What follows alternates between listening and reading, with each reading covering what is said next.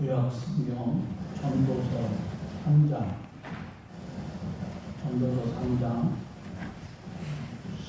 11절로 13절입니다.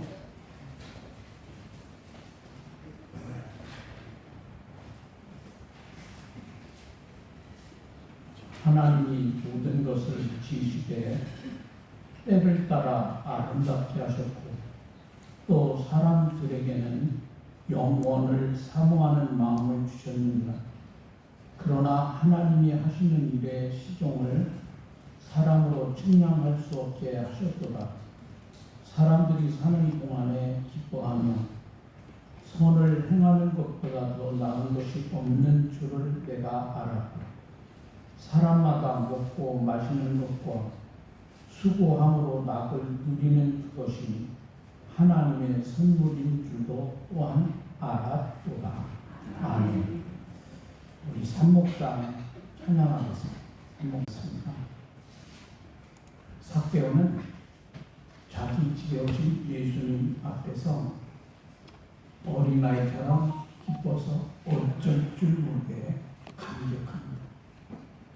그리고 그 자리에서 자신의 재산 절반을 가난한 사람들에게 나눠주겠다 선언합니다.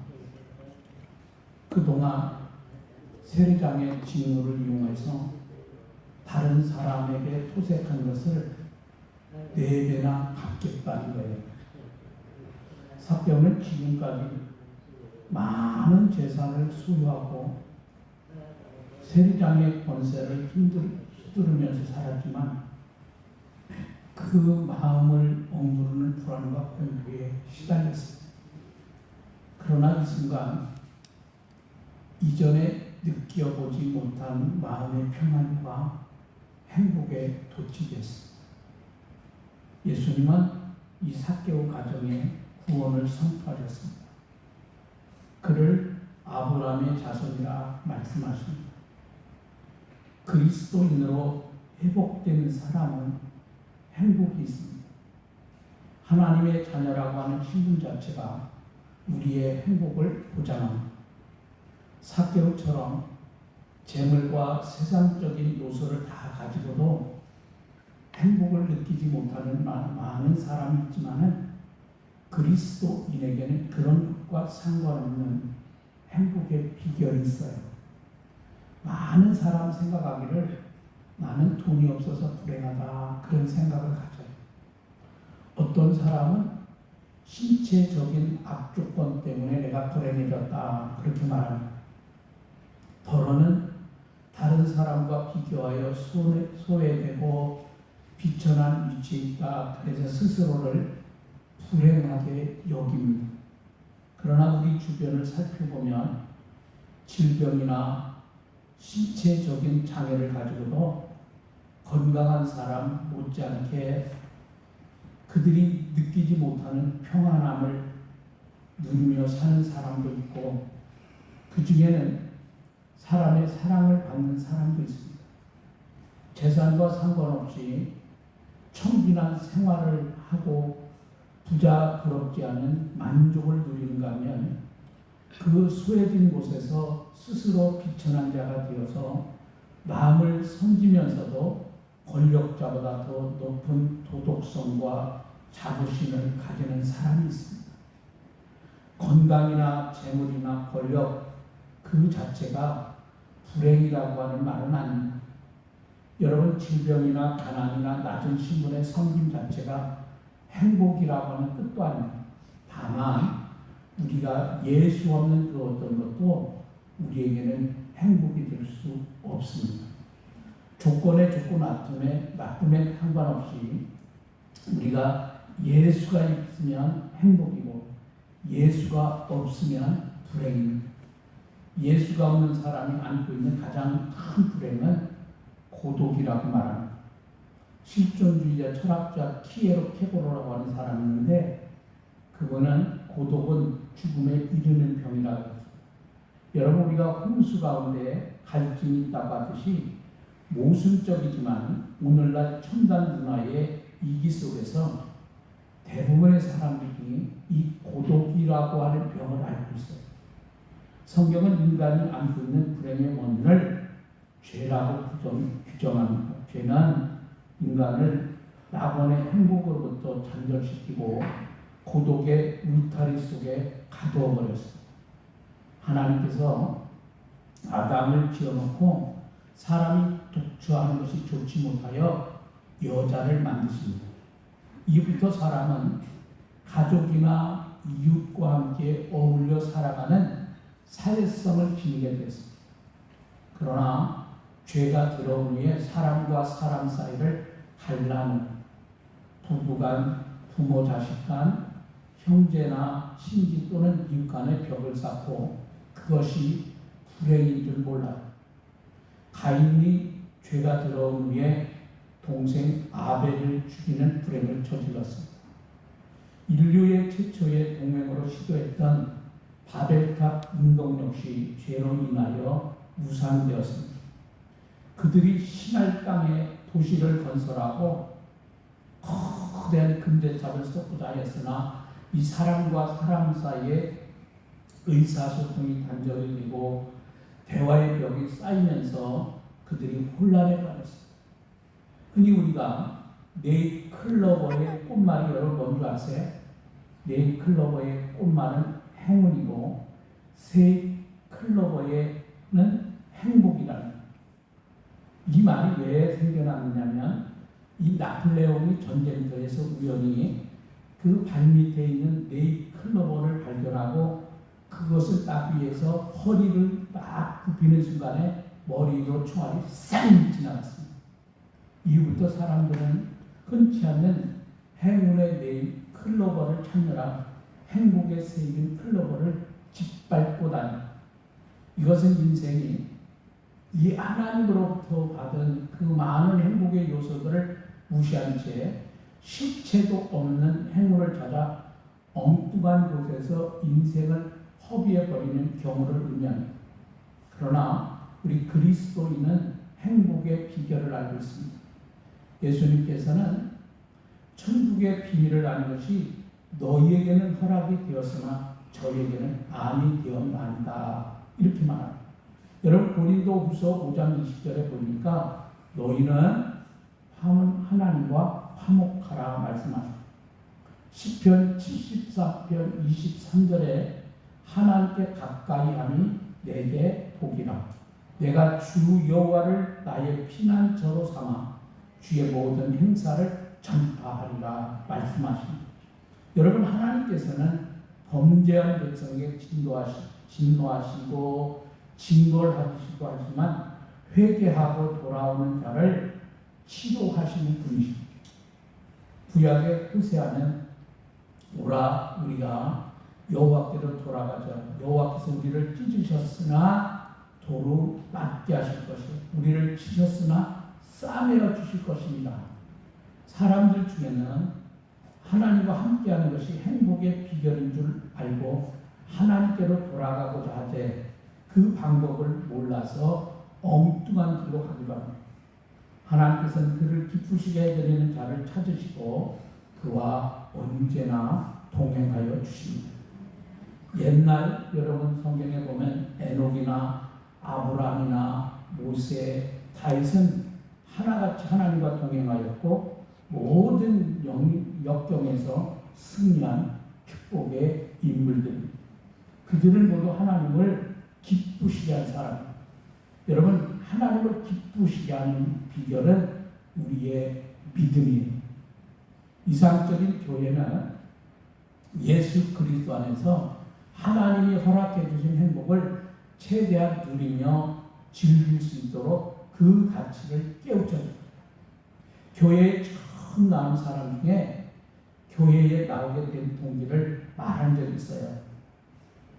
그는 내가 교회에 어떤 곳인지 잘 몰랐는데 내가 교회 다니는 사람들의 얼굴에 너무나 행복한 모습을 발견했다. 그리스도의 평범한 삶 속에서 배어나오는 이 행복의 향기가 여러분 많은 사람들에게 감동. 여러분이 행복하면 누가 행복해요? 나만 행복한 것이 아니라 여러분을 만나는 사람들이 행복해집니다. 여러분 오늘 11절에 보세요. 본문 11절에. 11절을 보면 사람에게는 영혼을 사모하는 영혼의 욕구가 있다고 말씀하십니다. 그런데 히브리서 13장 9절에는 이 욕구를 채울 수 있는 것은 음식물이 아니라 하나님의 은혜라고 말씀합니다. 여러분 이상적인 교회는 사람들에게 그리스도로 말미암아 영혼의 욕구를 충족하도록 이끌어줘야 합니다. 솔로몬 왕은 자기의 삶을 통하여 이와 같은 하나님의 은혜와 행복의 실제를 보여주고 있습니다. 전도서 여러분 2장 24절을 찾아보세요. 자, 24절 같이 읽어볼까요? 24절. 자, 옆에 있죠? 사람이 먹고 마시며 수고하는 것보다 그의 마음을 더 기쁘게 하는 것은 없나니 내가 이것도 본즉 하나님의 손에서 나오는 것이다. 사람이 먹고 마시며 수고하는 가운데 심령으로 이 낙을 누리게 하는 것보다 더 나은 것이 없다. 그는 또한 이와 같은 즐거움을 누리는 일에 있어서 자기보다 나은 사람은 아무도 없다. 여러분 3장 13절 보세요. 13절 같이 읽겠습니다. 사람마다 먹고 마시는 것과 수고함으로 낙을 누리는 것이 하나님의 선물인 줄도 또한 알았도다. 여러분 위대한 신앙인 다윗도 하나님께서 원수의 목전에서 자기에게 진수성찬으로 풍요로운 음식과 차고 넘치는 잔을 주셔서 자신의 최상의 행복을 누렸다. 이렇게 고백하죠. 우리말에 구슬이 서말이라도 뭐라고 해? 꿰어야 고배다. 그런 말이죠. 하나님의 백성에게 보장된 축복이지만 이를 누리는 행복이 없다면 여러분 그것은 축복이라고 말할 수 없겠죠. 성도에게는 하늘나라 영원한 집에서의 복락이 보장이 되어 있고 동시에 세상에서도 하나님과 함께하는 삶의 즐거움이 있습니다. 참으로 천국의 소망으로 영원한 행복을 확신하는 사람은 세상에서 교회 생활이나 가정 생활 또는 사회 생활 어떤 경우에도 이 주님과 함께하는 세상의 행복을 즐기며 사는 거예요. 이와 같은 그리스도의 행복은 어떤 외부적인 조건이나 환경의 구애됨이 없이 전천후의 은혜입니다. 옛날 하박국은 이방 나라의 흉포가 심하고 하나님 백성에게 순환이 그치지 않았지만 그 자신만큼은 행복에 넘치는 기쁨을 노래합니다. 그래서 우리가 하박국 3장 17절에 보면 이렇게 말씀하죠. 비록 무화과 나무가 무성치 못하며 포도나무에 열매가 없으며 감람나무에 소출이 없으며 밭에 식물이 없으며 우리의 양이 없으며 외양간에 소가 없을지라도 나는 여호와를 인하여 즐거워하며 나의 구원의 하나님을 인하여 기뻐하여 하나님만 있으면 된다는 거예요. 성도는 여러분 어느 곳에서 그 시대 사람들에게 또 후세 사람들에게 행복을 누리게 주어야 합니다. 축복의 사람 아브라함은 그의 삶을 통하여 오고 오는 후손들과 천하 모든 백성에게 행복의 공여자가 되었습니다. 요셉도 여호와 앞에서 요셉과 함께 하시고 그가 형통한 자가 되었더라. 여호와 앞에서 요셉을 위하여 그 애굽 사람의 집에 복을 내리심으로 여호와의 복이 그의 집과 밭에 있는 모든 소에게 미친지라 성경이 말씀하죠. 여러분 그리스도인의 행복은 나 하나 자기만으로 그치는 것이 아니라 그로 말미암아 여러 사람에게 파급이 되는 효과 또는 크다는 것을 보여줍니다. 행복한 가정, 행복한 부모 밑에서 자란 아이들은 행복이 무엇인가를 배우며 자랍니다. 행복한 학교, 행복한 선생님 밑에서 공부하는 학생은 그의 정서 속에 행복의 도리를 익히며 이를 실천하는 자가 됩니다. 여러분 그리스도인이 경영하는 회사에서 축복받은 사장의 행복한 모습이야말로 모든 사원과 각 가족들에게 행복을 나눠 가지자는 거죠. 오늘 여러분이 하나님께로부터 받은 그 은혜를 나누고 또 여러분의 삶을 통해서 여러분의 표정만 봐도 우리의 이웃들이 저분은 정말 행복한 그리스도입니다. 정말 저분처럼 저분을 뭐 때문에 행복할까? 저분은 나와 다른 것이 있는데 그것은 예수 믿는 거구나. 이렇게 인정하고 살아계신 하나님을 우리의 삶을 통해서 증거할 때 여러분은 복된 인생, 가장 행복한 주님의 사람들이 될 줄로 믿습니다. 주의 은혜와 사랑과 축복이 여러분과 함께하기를 원합니다. 잠시 기도하겠습니다. 우리를 사랑하시고 우리의 기도를 들으시며 내가 힘들고 어려울 때 세상의 모든 것을 다 가지지 못했어도 그때도 하나님은 나와 함께 하셨고 가장 내가 행복한 그리스도이며 사람으로 우리를 세워주셔서 하나님 안에 거하게 하시고 믿음의 사람이 되게 하셨습니다. 오늘도 우리의 삶을 통해서 기쁨이 되게 하시고 평강이 넘치게 하시고 은혜로운 삶이 되어서 우리의 삶 자체 살아가는 삶의 모습을 통해 살아계신 하나님이 증거되고 나 자신뿐만 아니라 우리의 가족, 더 나아가 우리의 이웃, 내가 만나는 모든 사람들이 그리스도의 선한 영향력을 끼치는 가장 행복한 그리스도인 성령이 충만한 믿음의 사람들이 되도록 우리 모두를 축복하여 주옵소서. 우리를 언제나 사랑하신 예수님 귀하신 이름으로 기도합니다. 아멘.